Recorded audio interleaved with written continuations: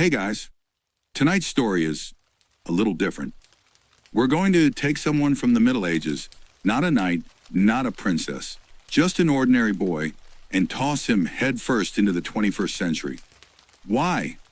Because I think you're underestimating just how weird modern life would look to someone from 700 years ago.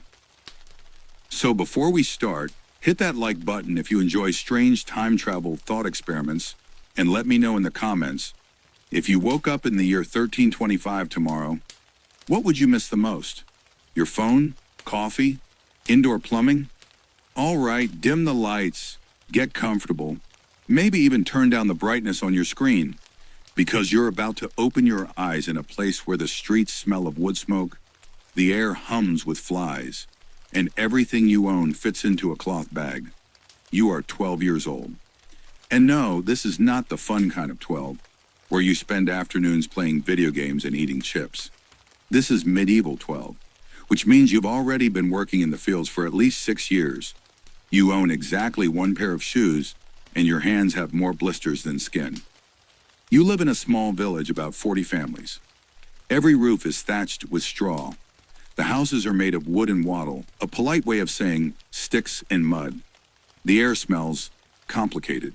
There's the sharp tang of the pig pen, the warm, yeasty scent of bread baking in your mother's clay oven, the smoke from your neighbor's chimney, and somewhere in there, the unmistakable whiff of human waste. Yeah, people in your time don't have sewers. They have buckets, and those buckets eventually get dumped in the river. You don't swim in that river, ever. The rooster wakes you before the sun rises. You pull on your wool tunic, itchy, scratchy, and about 3 seasons past comfortable. Your feet find the rough leather shoes by the bed. They're stiff with yesterday's mud. Your mother hands you a wooden bucket.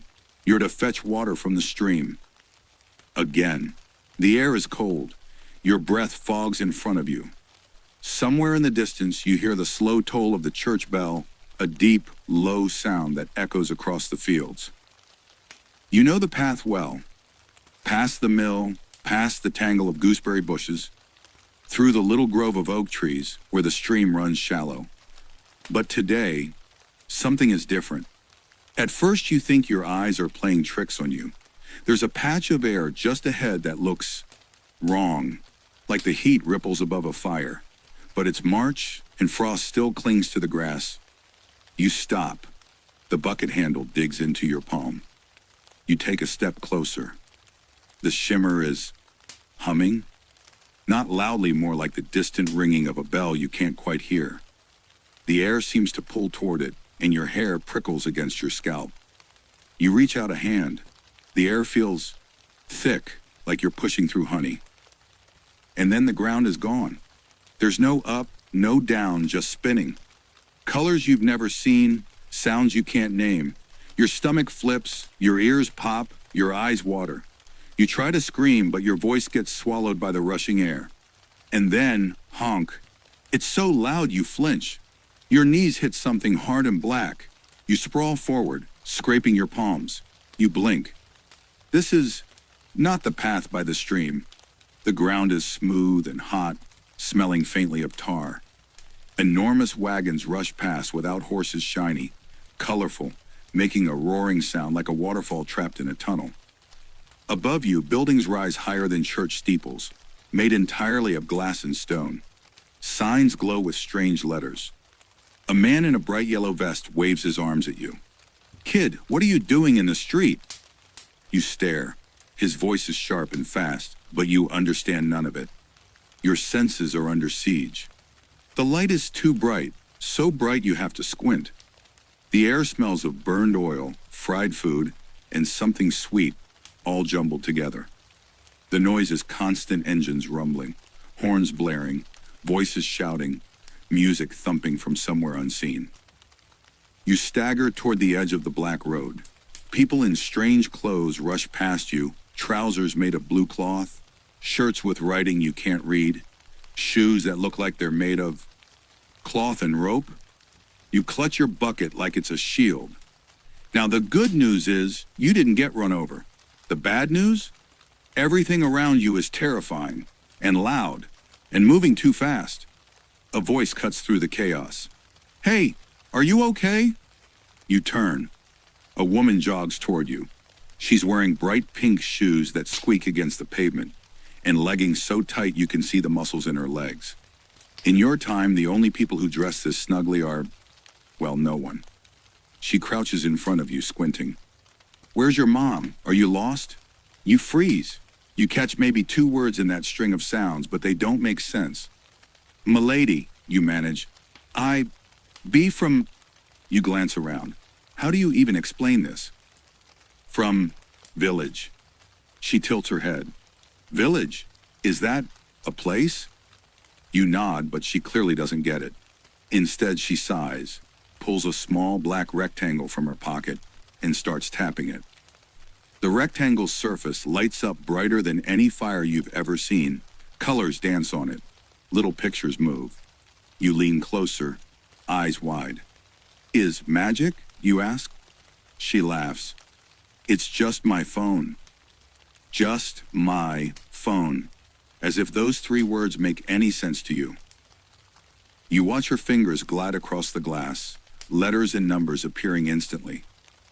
In your time, writing takes hours with quills and ink. Here, a flick of the finger, and it's done. She speaks into it. Yeah, I found a kid. No, he's not hurt, just dressed weird. Dressed weird, that's you. A man in a blue shirt with a name tag joins her. Hey, buddy, come on inside. You hungry? You catch the word hungry and nod eagerly. That word you understand. He leads you into a building with glass doors that open automatically. You stumble backward as they move on their own. He laughs. First time with automatic doors, huh? Inside, the air is cold, not cool like a spring breeze, but biting cold, like winter trapped in a box. Lights glare from the ceiling. Shelves rise taller than you, stacked with packages in colors so bright they hurt your eyes. The man grabs a shiny bag, tears it open with his hands, and offers you something small, orange, and oddly shaped. Cheese puffs.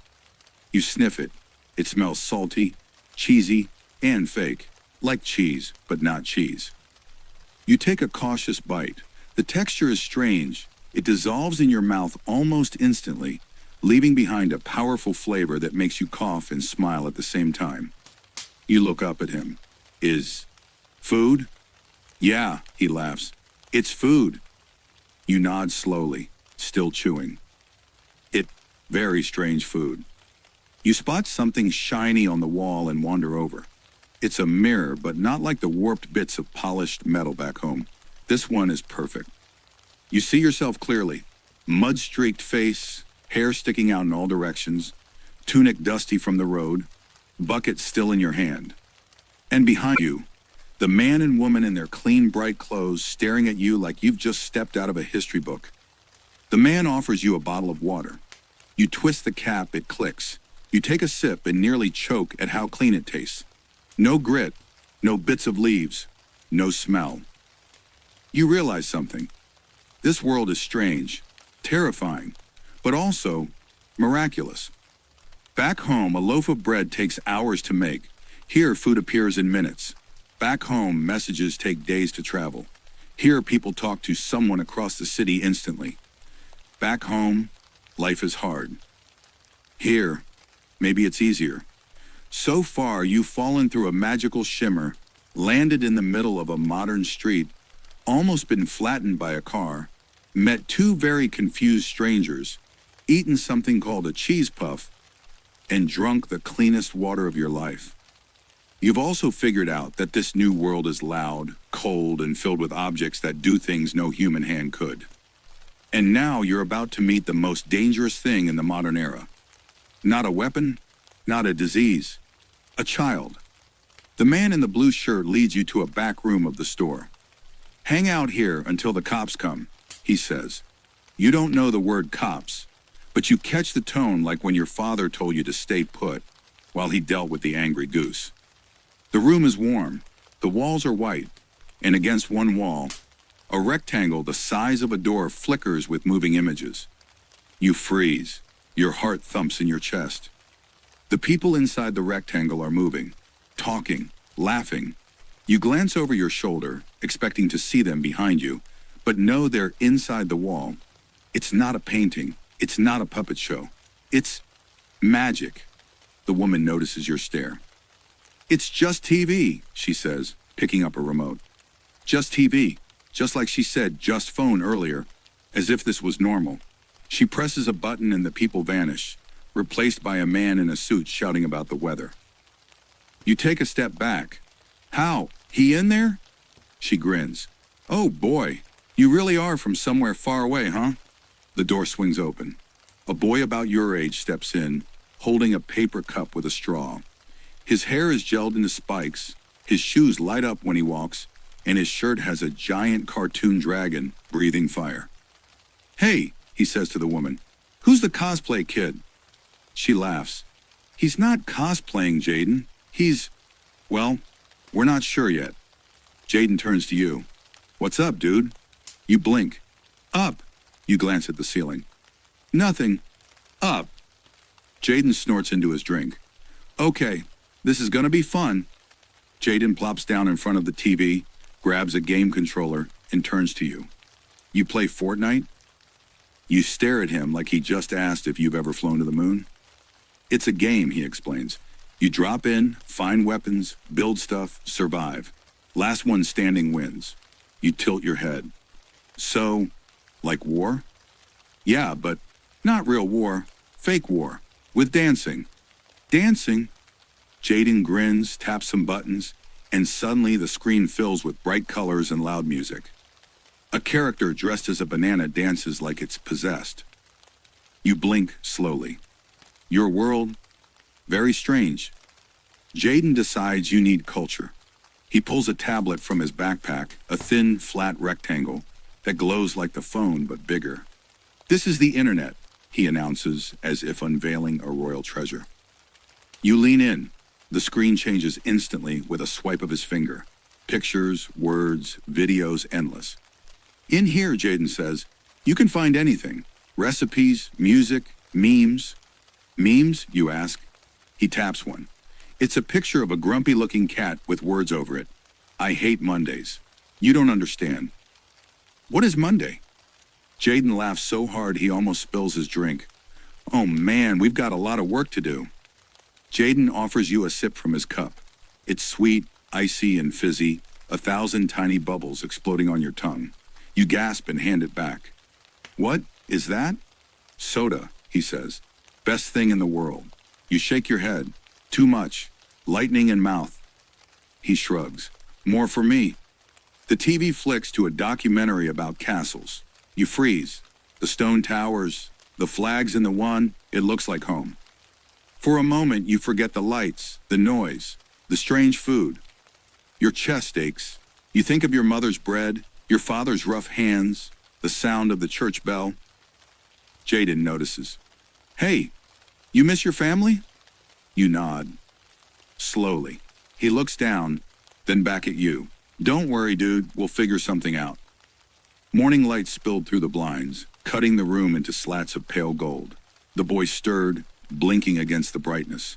The soft mattress beneath him still felt like lying on a bag of goose feathers, only smoother, cleaner, and impossibly even. He sat up, feeling the coolness of the room, the quiet hum of something he still couldn't name. It wasn't the wind. It wasn't a distant mill wheel. It was a steady whisper, as if the walls themselves were breathing.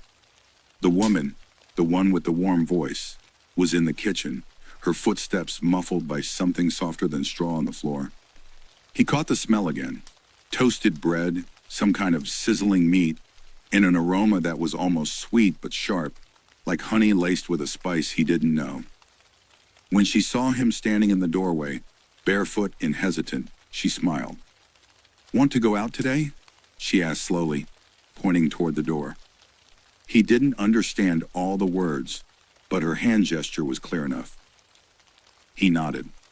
A few minutes later, she placed odd shoes before him, stiff but light, with laces crisscrossing the front. They weren't leather boots. They were something stranger, almost springy under his fingers. She also handed him a shirt, smooth and flat as woven silk, but he knew it wasn't silk. It had a small mark stitched over the chest, some strange, swooping line like a bird mid-flight. Outside, the world hit him with brightness and motion.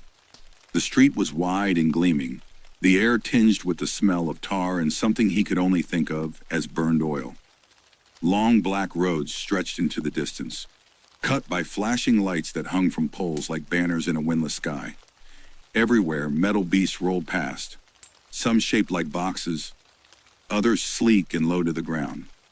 They roared and purred and glided with a speed that made his heart jolt. He and the woman walked down the street. Each building they passed was impossibly tall, windows stacked like rows of polished shields. Some were wrapped in colored pictures bigger than any tapestry he'd ever seen, showing faces, food, and words he couldn't yet read.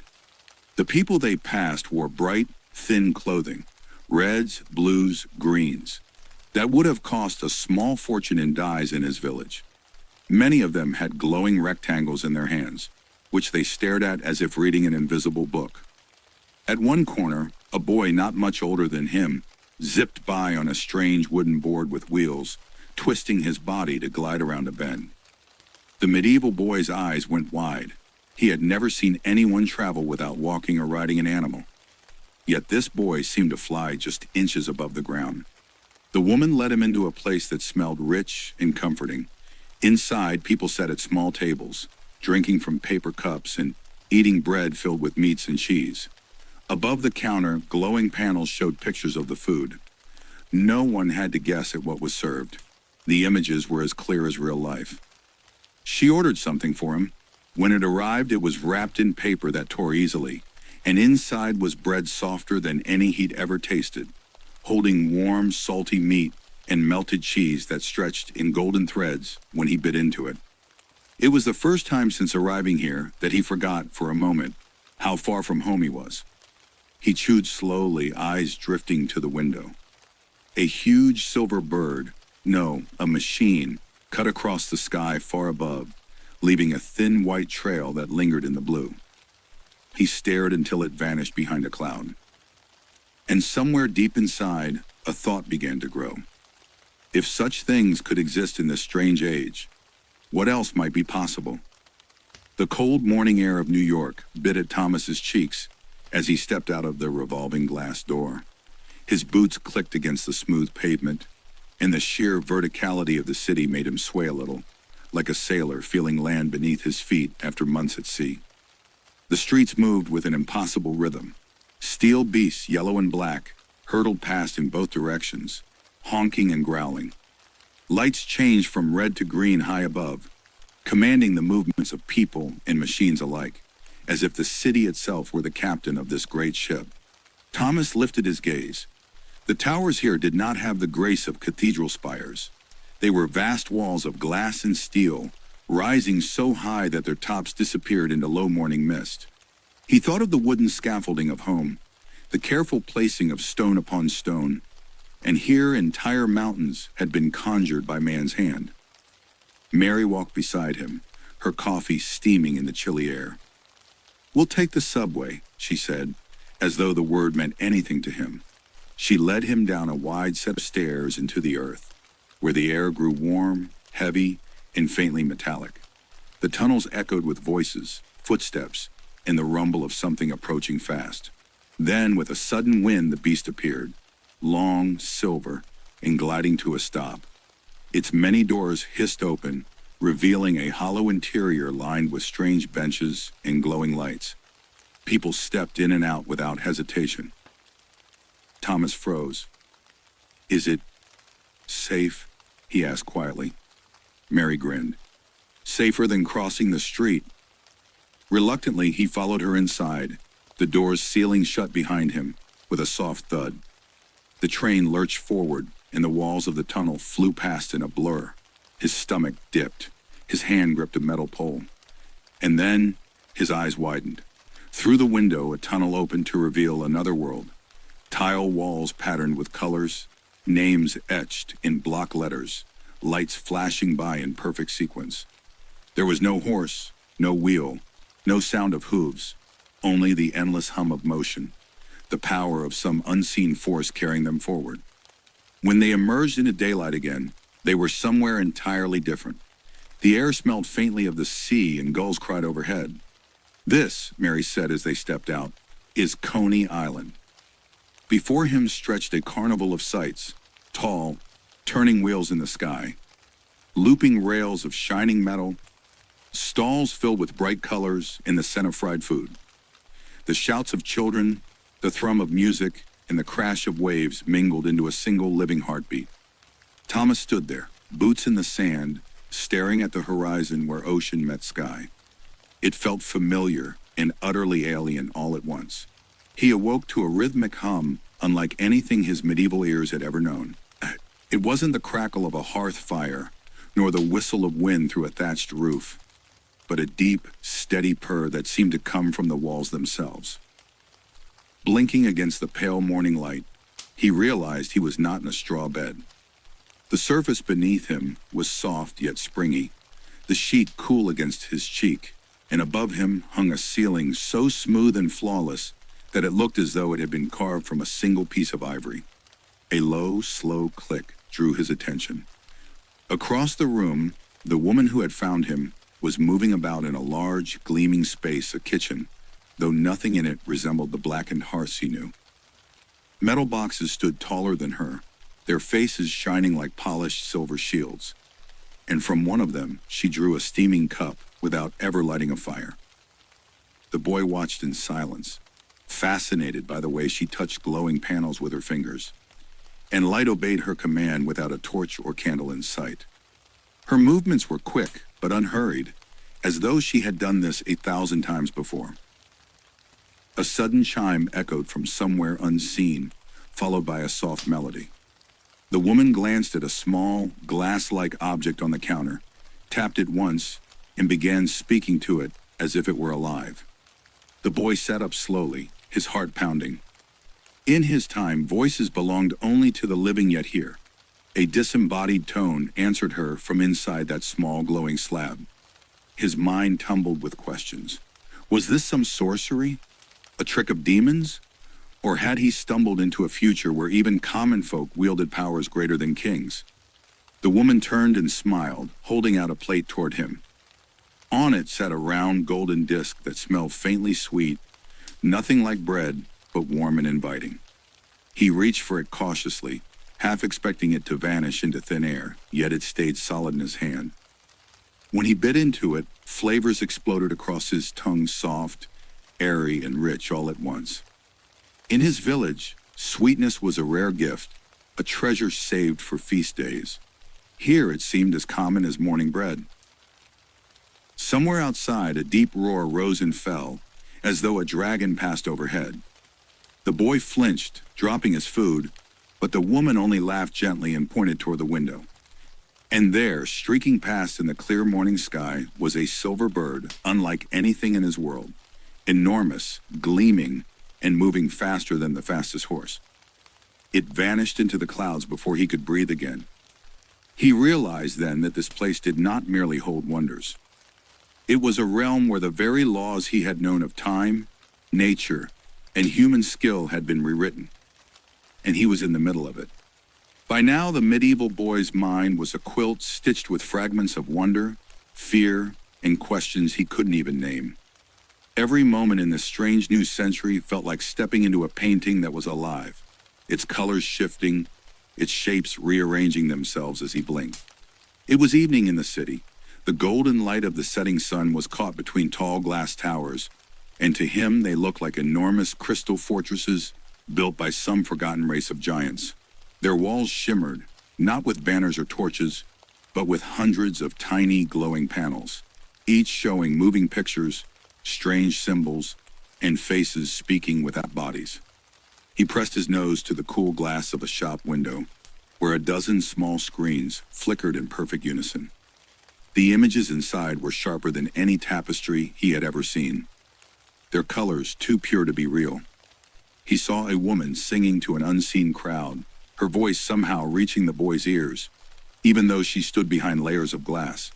He leapt back, heart racing. Surely she was some kind of enchantress trapped in a jewel box. The streets had changed too. Lamps, taller than knights on horseback, glowed not with flames, but with cold, steady light, as if holding captive a piece of the moon.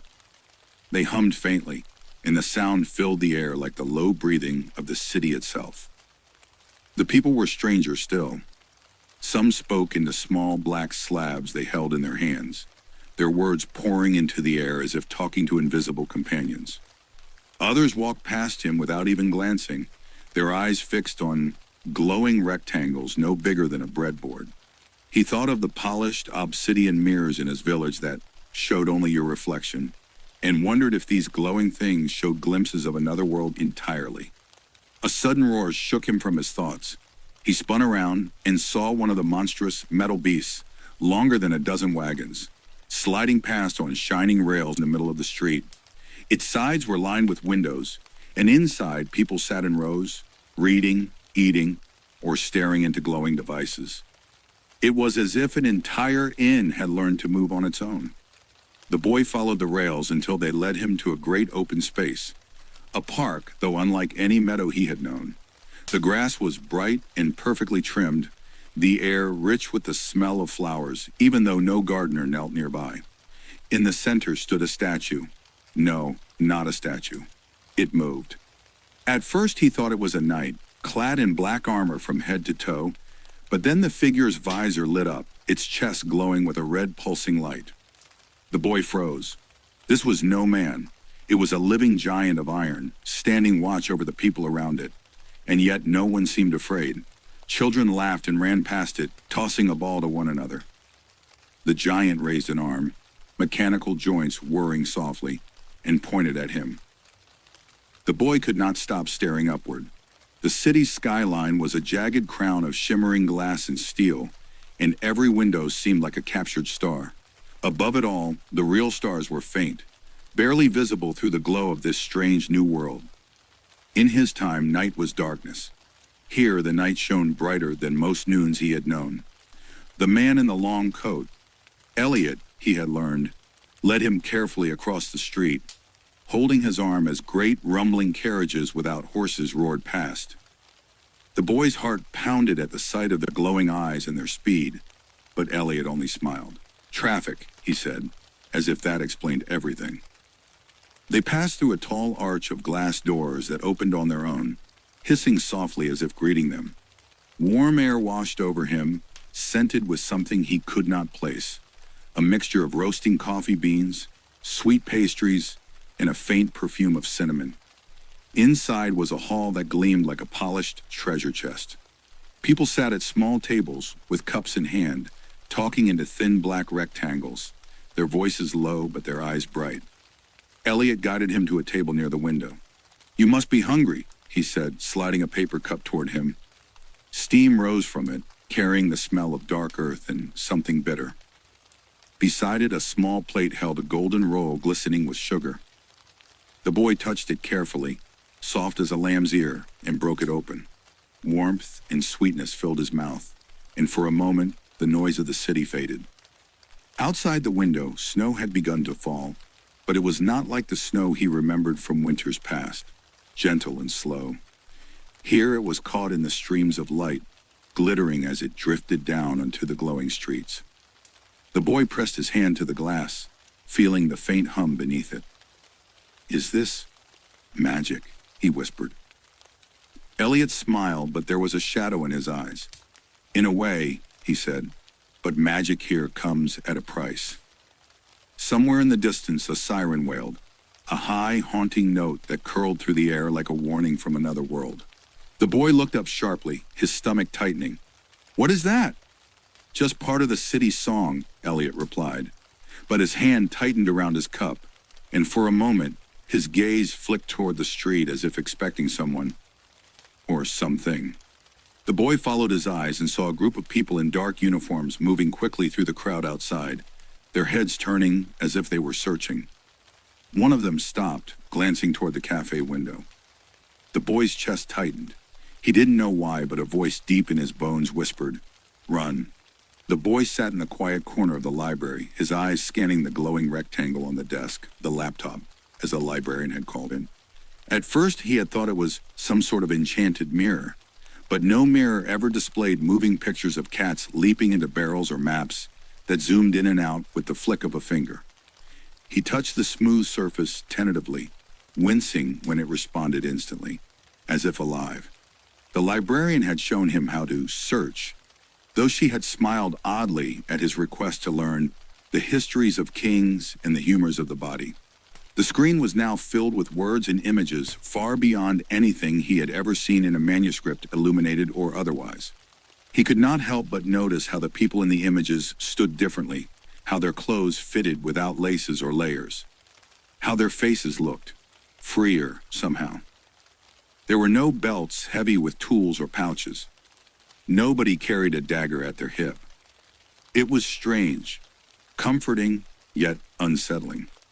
At the far side of the library, a boy about his own age sat slouched in a chair, wearing a hooded garment with strange markings, bold letters spelling out words he couldn't yet understand. The boy had thin wires in his ears, attached to a tiny glowing device in his lap. From the faint sound that leaked into the air, it was music, but nothing like the deep drone of monks or the sharp sweetness of a lute. This was rhythm and thunder and something fierce that made the medieval boy's heart beat faster without knowing why. When the hooded boy noticed him staring, he grinned and removed one of the wires, offering it with a tilt of his head. The medieval boy hesitated. This could be witchcraft, surely, but curiosity won. He pressed the tiny bud into his ear. The world changed. It was as if music poured directly into his skull, a storm of sound that carried no visible musicians, no minstrels, no choir, just a force, pulsing and alive. He laughed an awkward, surprised laugh, and the hooded boy laughed with him. For the first time since landing in this bewildering age, he felt a spark of connection. Words failed them both, but their eyes spoke a language older than time. You are strange, and so am I.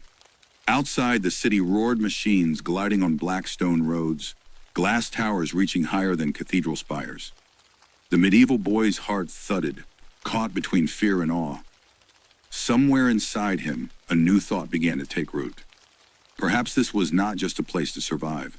Perhaps this was a place to live. The days in this strange new world were long, but not in the way they had been in his village. Back home, time was measured by the sun's climb and fall, by the toll of the church bell, by the creak of the mill wheel. Here, time seemed mechanical. It ticked away in little glowing numbers on glowing rectangles, and everyone obeyed them. People hurried because the numbers told them to hurry. They ate when the numbers said it was lunch. They slept when the numbers said it was night. Though he could see the stars overhead, had no say in the matter anymore. He thought about bread.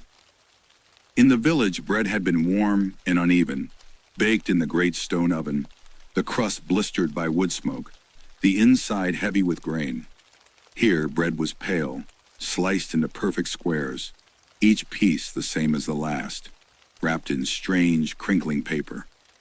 It didn't smell like the village. It didn't smell like anything at all. He thought about the market. Back home, the market was the heart of the week. Carts laden with apples, baskets of onions, wheels of cheese sweating in the sun, and the chatter of gossip and barter in the air. Here, the market was a vast room lit by endless white lamps, where food sat in cold boxes and metal carts rolled on silent wheels. No voices called out prices. No hands pressed fruit into yours to let you feel its ripeness. He thought about work. In the village, work was the earth and the seasons, plowing when the frost broke, sowing when the wind turned warm, reaping when the stalks bowed under their own weight. Here, work seemed to mean sitting before glowing screens, tapping endlessly at black squares with tiny white letters. No mud on your boots, no ache in your back, just a different sort of tiredness, a tiredness behind the eyes. Even the night was different. Back home, night was truly black, the stars sharp and cold above the thatched roofs. Here, night was never truly dark. The streets glowed, the windows glowed, even the signs on the walls glowed. The stars hid behind the haze. He wondered if anyone here had ever looked up and truly seen them. But what unsettled him most was the silence between people. In the village, you spoke to everyone. A nod, a word, a shared story. It was as natural as breathing. Here, people avoided each other's eyes. They hurried with little glass boxes in their hands, staring into them as though the glass would speak back. And maybe it did. He had never thought the world could be this easy. In the medieval village where he had grown up, every morning meant waking before sunrise, hauling water from the well, and breaking bread that was often days old. Here in the strange land of the 21st century, he simply turned a tap and cold, clear water poured out like a gift from the heavens. No splinters in the hands from the bucket rope, no aching shoulders from the walk back. He began to keep a mental list of all the things that astonished him. Light was first. In his time, a candle's flame flickered weakly, its smoke curling in the dark, and every drop of tallow was precious. Now, with the smallest flick of his finger, a room would blaze brighter than any feast hall, and there was no need to guard the flame from the wind. The light stayed, loyal and unwavering, until he turned it off. Food was another. In the old days, eating was survival, not delight salted meat in winter. A handful of barley porridge in lean months, perhaps a rabbit or a goose if fortune smiled. Here he walked into great halls where food was piled higher than harvest tables, each morsel tasting of strange spices he could not name. There was bread softer than the finest festival loaf, sweet drinks that fizzed like tiny sprites on his tongue, and fruits so perfect they looked painted. No flies, no mold, no fear of running out. Clothing amazed him, most quietly. In the medieval winter, wool was a treasure, and if your cloak grew wet, you bore the cold until it dried. Now they had garments that repelled water, fabrics so light yet warm that he thought them the work of sorcerers, and shoes without holes. His feet no longer stung from frost or blistered from endless walking. But it wasn't only comfort that shocked him, it was the swiftness of everything. In his village, sending word to another town meant giving a message to a rider or walking for hours yourself. Here, people pressed small, glowing tablets and spoke across great distances in an instant. They carried voices in their pockets. He imagined what this would have meant for the king's messengers, for the lords planning battles, for lovers whispering across the miles. And yet, amid the marvels, he began to notice a strangeness. In his world, every neighbor knew your name, your father's name, your grandfather's tales. Here he passed faces in the streets who looked straight ahead, never speaking, their eyes fixed on their glowing devices. There was less mud, less danger from wolves, fewer hungry nights, but perhaps also fewer songs sung together by the fire. Still, as he compared both worlds in his heart, he began to wonder if either was truly better or if each simply bore its own kind of weight. That night, William sat alone in the quiet living room of the Johnsons' house. The lights were dim, the glow from the television flickering across his face. A sitcom played in the background, full of laughter and bright music, but William hardly heard it. His mind was somewhere between centuries. He thought of the streets back home, narrow, cobbled, and muddy after a long day of rain. In the 21st century, streets shone like polished stone, cars humming over them without a single hoofbeat. He missed the sound of cartwheels rattling and blacksmiths hammering in the distance. Even the smell of smoke from a wood fire, so ordinary back home, was missing here. He remembered how, in his village, the night was absolute. When the sun set, darkness swallowed everything except for the faint glimmer of candles in the moon's cold light. Here, night never truly came. Even now, looking out their window, the street was bathed in a pale orange glow from tall metal lamps. It made him wonder, did people here even know what it felt like to be afraid of the dark? The food was another mystery. Bread here was soft, sweet, and came from brightly colored packages. In his time, bread was heavy, rough, and baked in the communal oven, its crust dark and hard enough to knock against the table. And the meat, he thought of the salted pork that kept through winter, the taste of smoke lingering in it. Here, meat came in perfect shapes, neatly wrapped in clear paper, without the smell of fire or brine. He thought of work too. In his village, every day was a battle with the land, planting, harvesting, feeding animals. Life's rhythm was dictated by the seasons. Here, people sat in front of glowing screens, moving their fingers across small squares, and somehow this was called labor. He did not yet understand what it produced or why it mattered. But what struck him most was the people. In his time, neighbors were part of survival. You borrowed grain, shared tools, helped mend fences. Here, people lived behind locked doors. They nodded politely on the street, but their eyes were elsewhere, their thoughts hidden. He sat there for a long time, thinking of both worlds, wondering which was better, or if such a thing could even be measured.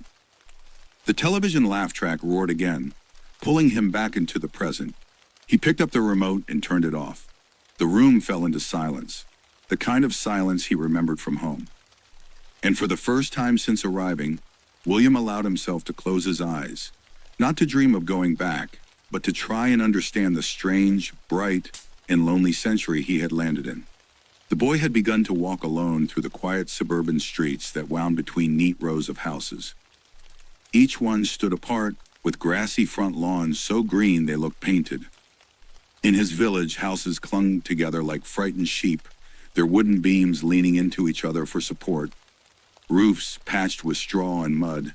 Here there was space, so much empty space, as if people no longer feared being attacked or needing neighbors close by for safety. He passed a driveway where a man stood holding a strange humming tool. With a flick of his wrist, it trimmed the grass into perfect lines. The smell of fresh greenery, mixing with a faint whiff of smoke from the machine. The boy thought of scythes and sickles, the hours spent bent over fields, the blisters that rose on palms by midday. Work here seemed effortless, the kind that didn't leave you gasping or aching. In the distance, he heard a rumble. A great metal beast rolled down the street, 4 wheels spinning silently over the black road. A car, they called it. Its body gleamed like polished armor, but it moved without horses, without men pulling. He could feel the hum of its power in his bones as it passed, a reminder that this age was full of invisible forces. Later in the kitchen, the woman who had taken him in placed a small box in front of him. "Microwave," she said.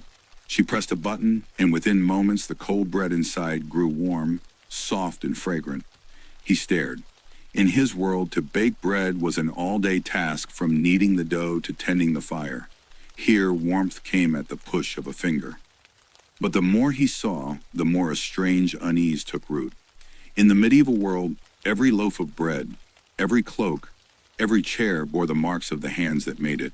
The imperfections told stories of the miller who ground the grain, the weaver who worked by candlelight, the blacksmith whose arm never tired. Here things were perfect, too perfect, smooth, uniform, lifeless in a way he couldn't name. That night, lying on the soft bed, he gazed at the small, glowing rectangle in his hand, the phone. It showed him moving pictures from every corner of the earth, voices and faces of people he would never meet. In his village, news traveled on weary feet and took weeks, even months to arrive. Yet here the world fit into his palm. And as his eyelids grew heavy, he whispered to himself in the darkness, was this new age truly better? Or had it simply traded one kind of hardship for another kind he had yet to understand? The boy sat cross-legged on his bed in the quiet guest room, a soft glow from the lamp casting shadows across the walls. Outside, the distant hum of cars on the freeway was a steady reminder that this world never truly slept. Back home, his real home, nights had been silent, but for the croak of frogs and the crackle of the hearth fire. Here, silence seemed impossible. He leaned against the pillows, thinking of the old wooden chest at the foot of his straw mattress in the castle's servant quarters. Inside it, he'd kept a single pair of wool socks, a chipped wooden cup, and a few smooth pebbles he'd collected from the riverbank.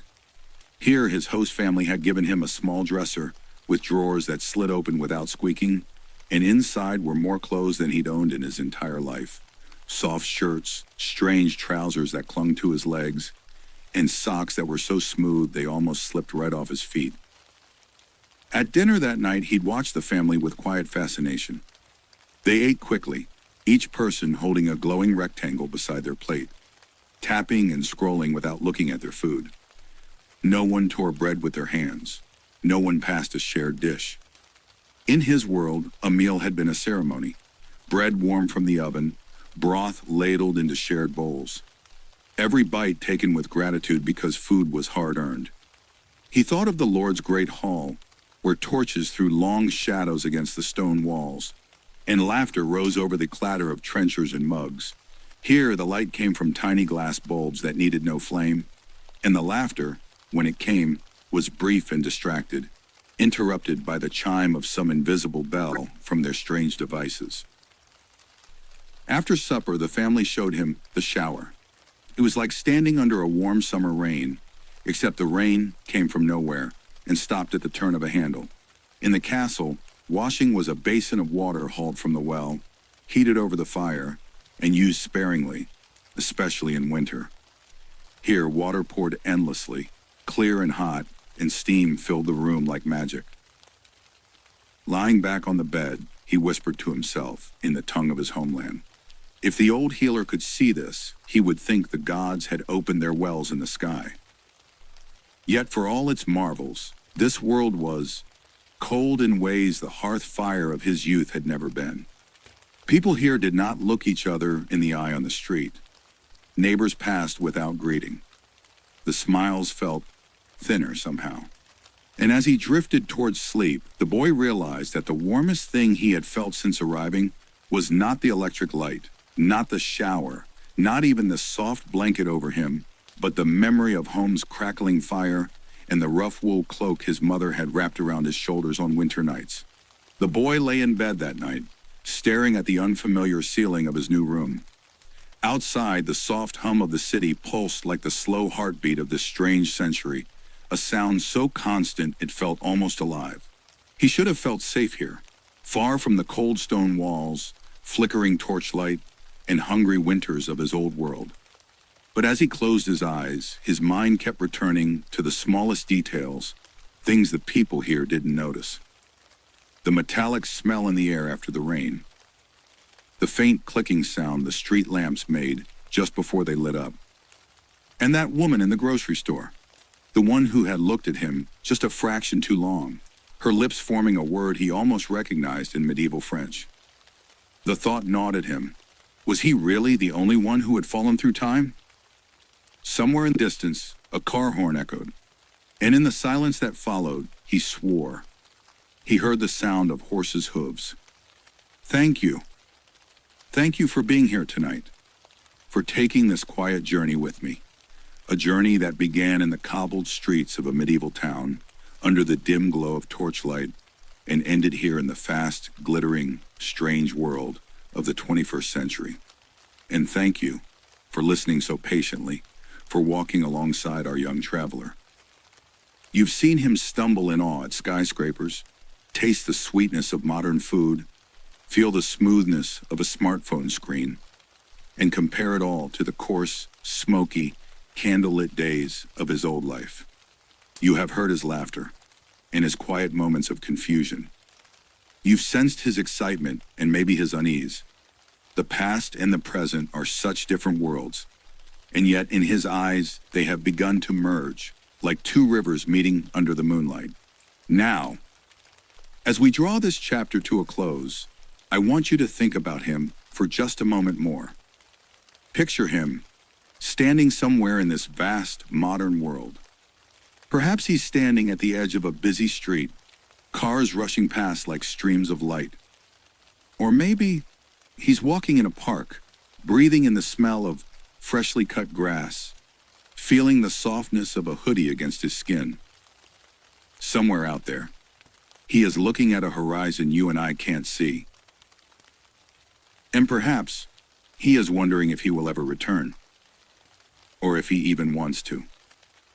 Because here's the thing, the story is not truly over. It can't be. Not when the boy's footsteps have only just begun to echo in this strange century. Not when there are still questions left unanswered. Who brought him here? Why now? And most importantly, is someone or something watching him? When you close your eyes tonight, I want you to imagine this: the boy, lying in a small bed in some quiet American house. The lights outside flicker, casting a pale glow across his face. His breathing slows. He drifts towards sleep, and just before he slips away completely, he hears it, a whisper, not in English, not in any language you know, but somehow you feel certain it's calling his name. Was it just a dream?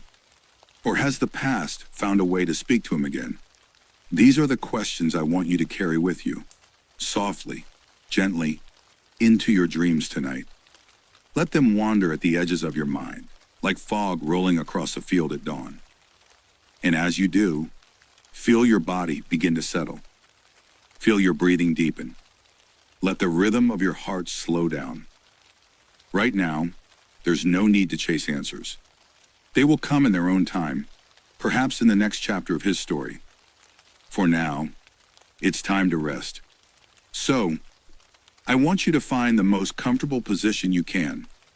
Sink into your pillow. Let your shoulders drop. Let your hands grow warm and heavy at your sides. And while you rest, for the next 30 minutes, I will leave you with the sound of peaceful, calming music. No voices. No interruptions. Just a gentle current of sound flowing like a quiet river through the night. Imagine it, a river in the moonlight. The boy, standing by the shore. He's holding something in his hand, but from here, you can't quite see what it is. He looks back at you, smiles faintly, and then turns away, vanishing into the mist. Where is he going? You'll have to wait to know. But for now, close your eyes, listen to the music, and let yourself drift as the last image of him lingers in your mind. A figure from the past, walking into the future. Good night. And until next time, sleep well.